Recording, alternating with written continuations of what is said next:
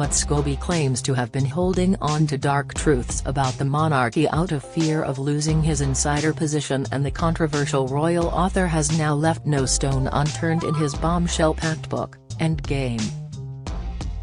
The UK-born author paints himself as an outsider from the rest of the royal press pack who faces prejudice from royal aides and persistently battles a reluctant Buckingham Palace for a response to his allegations. Scobie's new biography claims to be a result of over a decade of personal reporting files, but how does he gain such intimate access to the royal family? He makes shocking accusations in the book, including claims about Harry and William's near non-existent relationship, royal staff members mocking Meghan Markle with nicknames, Kate being slammed as a cold shirker, and the king's bizarre bedtime routine. However, some are doubtful about the authenticity of Scobie's work, as questions surrounding his relationship with the Duke and Duchess of Sussex have been posed on more than one occasions, The Mirror reports. Despite often being dubbed as the couple's unofficial mouthpiece, he has claimed to not be on personal terms with Harry and Meghan. Yet on another occasion, he contradicted this when he spoke of how Meghan called him directly ahead of the publication of Finding Freedom.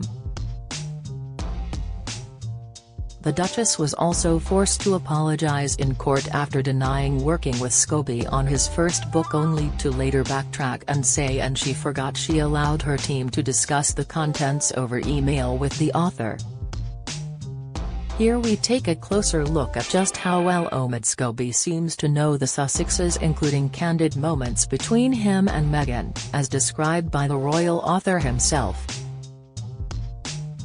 Friends for years, Scobie reportedly first met Meghan in 2015 at Toronto Fashion Week and appeared to be on such friendly terms with the Duchess that he reportedly gave the former Suits actress a big farewell hug in Buckingham Palace after the Sussexes carried out their final engagement as working royals.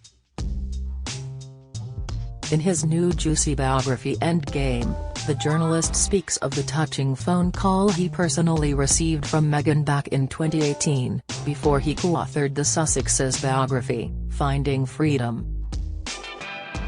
He claims that they bonded over the shared online harassment and threats they were both receiving, with Scobie saying he became a target due to his coverage of the Sussexes, and Meghan had decided to check in on him to ask about his well-being.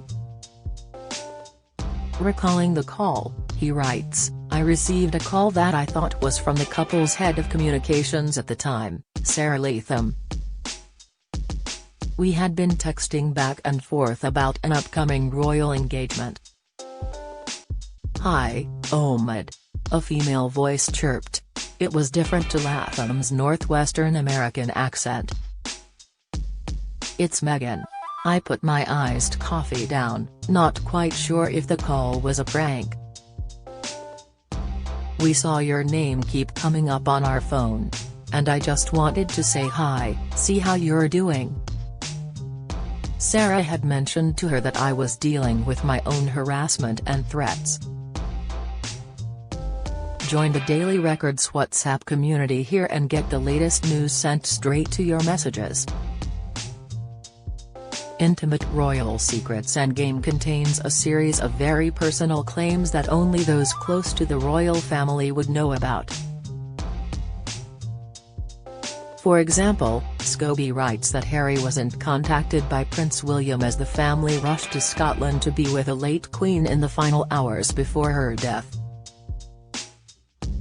He also alleges that there are actually two royal family members involved in the racism allegations that the Duchess made against the firm in the couple's 2018 interview with Oprah Winfrey. During their chat with the US talk show host, Meghan claimed that an unnamed member of the royal family had raised their concerns about the color of her son, Prince Archie's skin before he was born. Scobie shared that the names were revealed in private letters sent between the King and Meghan, but claimed that he couldn't disclose the names for legal purposes. The author has also been forced to deny that he interviewed Harry and Meghan for Endgame, but didn't deny that his sources included briefings from the Duke and Duchess of Sussex's team. When asked if the former royal couple were the ones to tell him personal details, Scobie insisted that they had no involvement. The author told The Standard, "There's enough people around them and in their orbit to know the ins and outs of things," adding, "If Terry's ever been a private encounter with Meghan, I've spoken about it." Not Meg's pal. With the release of his latest explosive book, Scobie has attempted to put distance between himself and the Sussexes. Having once been referred to as the Duchess' mouthpiece, he spoke out against claims that he is friends with Meghan. Posting on X, formerly known as Twitter ahead of the book drop, he wrote, "And let's get this nonsense out the way, #Endgame is about the current state of the British royal family. It's not Harry and Meghan's book, I'm not Meg's pal, the Sussexes have nothing to do with it, their story is a small part of a much bigger one you can read in 12 days. Secret briefings. Scobie cites close pals of both Meghan and Harry in Endgame, but it's not the first time his relationship with the Sussex bubble has come under fire.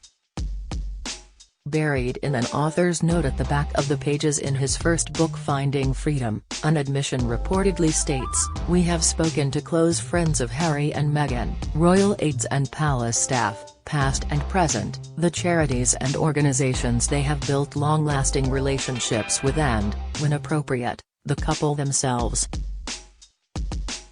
During Meghan's 2020 privacy lawsuit against the Mail on Sunday after it published a letter that she had penned to her estranged father, Scobie provided a supportive witness statement, affirming that despite his claims, the couple had not been interviewed for Finding Freedom.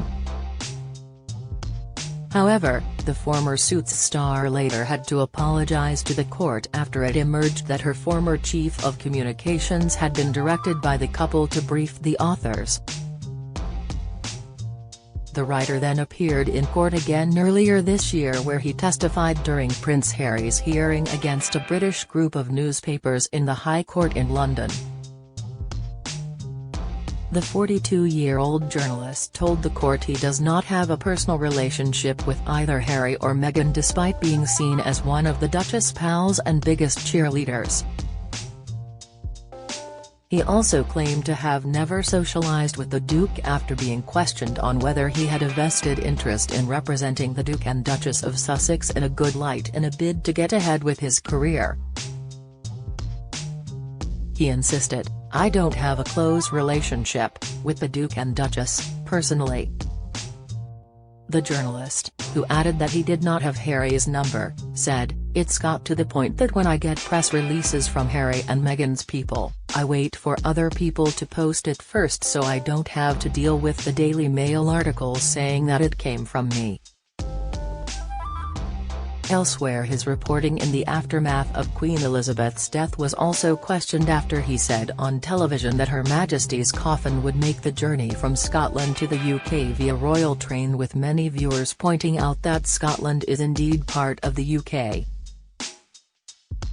The coffin was flown to RAF Northolt in West London, and Scobie later admitted the mishap, saying it was a slip of the tongue and, "I'm happy to own it."